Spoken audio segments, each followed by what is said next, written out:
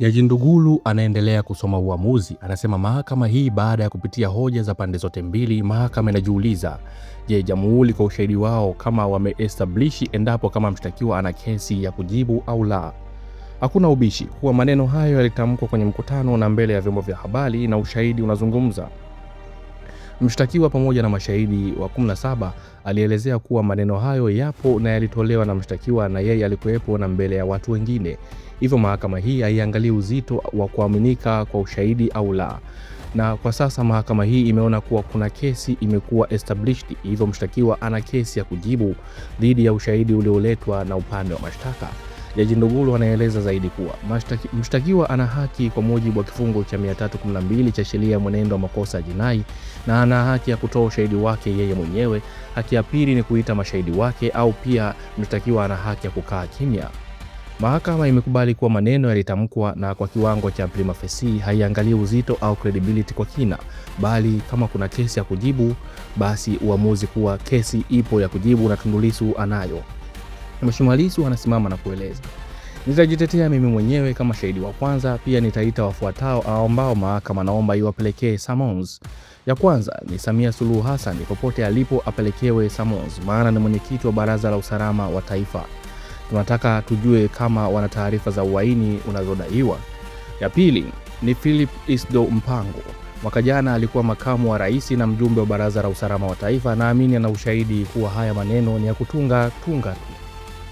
Watatu ni Kassim Majaliwa, ambaye wakati matukio haya yanatokea alikuwa waziri mkuu na kiongozi wa shughuli za serikali na mjumbe wa Baraza la Usalama wa Taifa.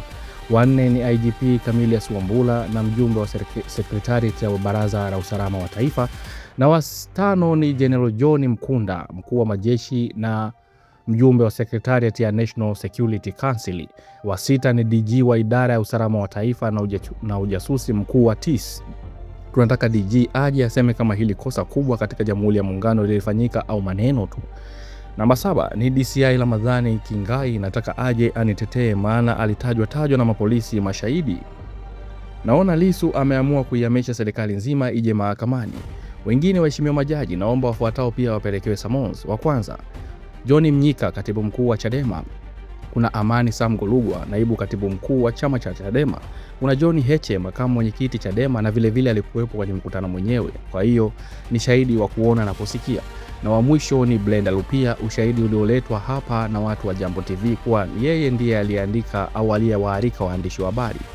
Hawa ndio mashahidi wa kuanzia, ila kukiwa na hoja ya kuongeza nitaomba mniruhusu niongeze mashahidi.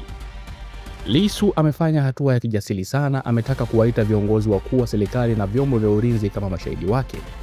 Lissu anaendelea, kabla sijakaa naomba niongee jambo kuwa nimekuwa na matatizo makubwa sana ya mimi kukutana na mawakili wangu na mashahidi wangu.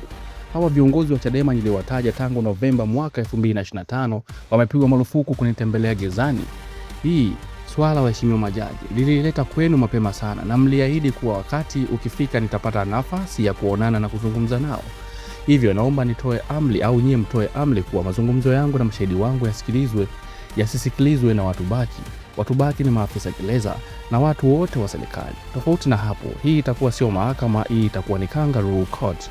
Waheshimiwa majaji, naomba mtoe amri hiyo, vinginevyo hii habari ya fair trial, vinginevyo itakuwa ni maneno tu. Niko tayari kuanza utetezi wangu kwa muda ambao nyinyi mtakuwa tayari. Mahakama imepoa sana kiukweli baada ya uamuzi huu, uzuri imetawala hapa ndani ya chumba cha mahakama. Lissu amesisitiza tena swala la fair trial, haki ya kuonana na mawakili wake pamoja na mashahidi bila kusikilizwa na maafisa wa serikali. Uamuzi wa mahakama ni kuwa kuna prima facie kesi, Lissu analazimika kujitetea tena, na ameitisha viongozi wakuu wa serikali na vyombo vya ulinzi. Huu ni mkakati wa kuhamisha shinikizo kwa serikali, na ameomba amri maalum ili aweze kuzungumza na mashahidi wake kwa faragha, yani fair trial. Baada ya uamuzi, hali imekuwa ya huzuni, ishara ya kwamba watu wengi walitarajia uamuzi tofauti. Uamuzi umetolewa, Lissu ana kesi ya kujibu, na sasa utetezi wake kwa kuitisha mashahidi wakubwa, bado vita inaendelea.